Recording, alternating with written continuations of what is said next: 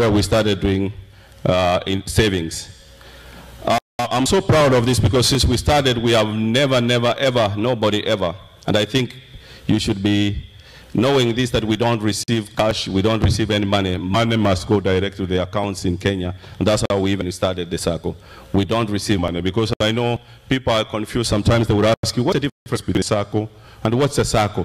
And some people might think a SACCO is just like this other merry-go-round or small organization or a company. So they don't differentiate between a company and a SACCO. And now that we have a few members here who have been in SACCOs in Kenya, and they know what a SACCO is, it's a little different. For us, we have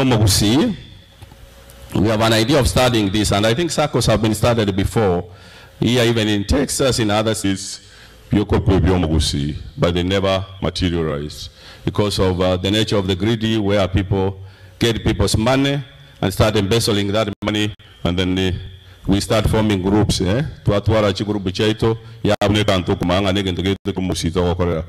we started this, and for the last 4 years, please allow me to say thank you to the leadership, that for the 4 years, none of the leadership has an allowance or payment of even a penny.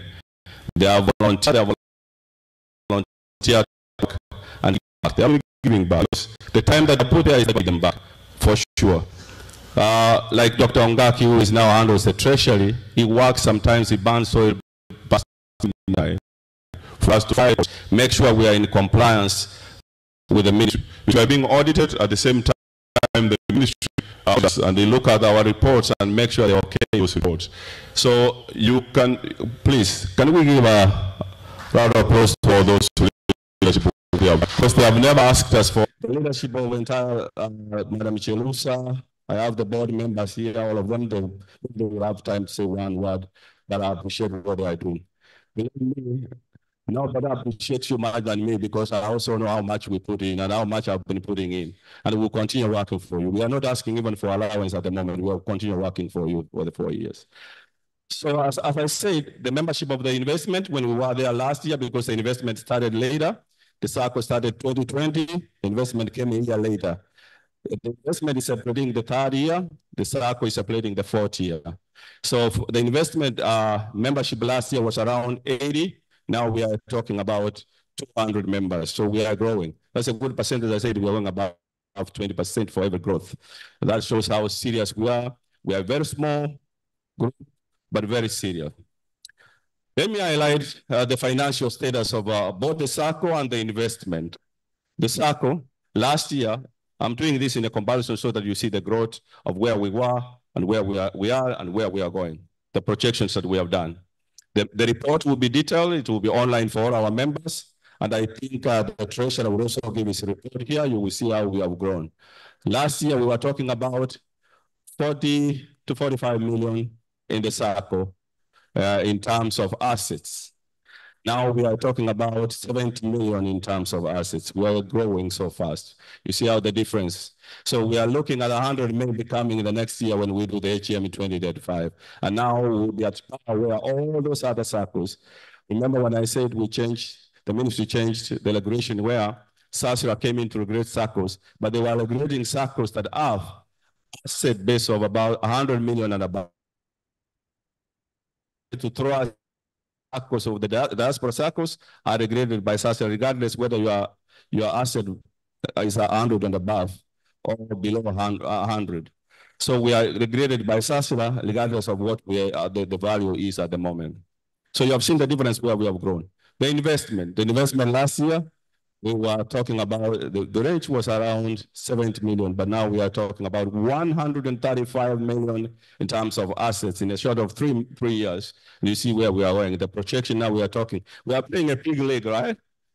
We are a small group, but we are playing a big league. And I know Dr. Onyanja has been telling me that we are going high, and we are playing a league where we can say we are at par with those SACCOs have membership of about 5,000 to even 1,000 to 5,000, but we are only about 400, and you can see what we have done. So let me go particularly, and I write in the corporate governance, in terms of governance, we have tried to abide by the PAP 490, which the act that regulates the SACCOs and the Session Paper 2010. that was passed in the Parliament in 2010.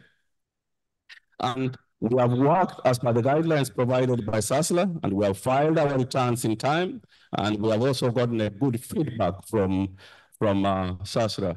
We have not had any question. I don't know whether there's a member who has raised any question that we have not handled. If there's any question that we know of, I've even checked even with the supervision, if they have ever gotten any question, we address that question, or we address that, any other report that has been filed. So we are in good. We have audited report. Our auditor will come here again and speak about the audited reports. We have audited reports that we have posted online for all our members. You can access them. You can look at them. It's public for you now, but it's only accessed by members because you have to go through the portal so that you can get those reports. It is not for public. It's for all our members. So we have done very well in terms of governance, and I still say thank you to the leadership. We have been following what we required, and we are abided by the law that governs us. For the investment, we have done a couple of projects, and we have projects on the pipeline. The investment team will talk about the projects. I will just highlight the key areas, and then Dr. Chek, who is the chair for the investment team. We have about 6 projects currently. Some of them are ongoing, and one of the most important projects that we'll be talking about today that you have seen soil merchants and Mindy Villas and Dr. Arina here is the gated community. The gated community is our project of focus starting this year, going into the next year. We need to develop that gated community. We had put about 25 hectares land as the first project. Project number 2, our members, we still remember that project. You wanted us to have a pool, dig a bore, have water, start processing water, and then create employment for our people. We are looking at the great regions of Kisi land, meaning either the Yamira and the Kisi, for us to get a good land where we can do that borehole and start now processing water and selling water. That is project number 2, which is still on the pipeline. We know about it, but the logistics involved are great. So we need to be very methodical before we go ahead and start that project and make sure that we close all those, tick all those boxes and make sure that we close all loopholes before we start the project. So the other project that we did was WirePay. I hope they will be coming online and talk about WirePay. We invested with WirePay. One of the representatives will be here or online. Either one will be here. And they will talk about WirePay. We did that investment. They will tell us where we are and where we are going. If somebody wants to cash out, they will tell us today what's the value at the moment.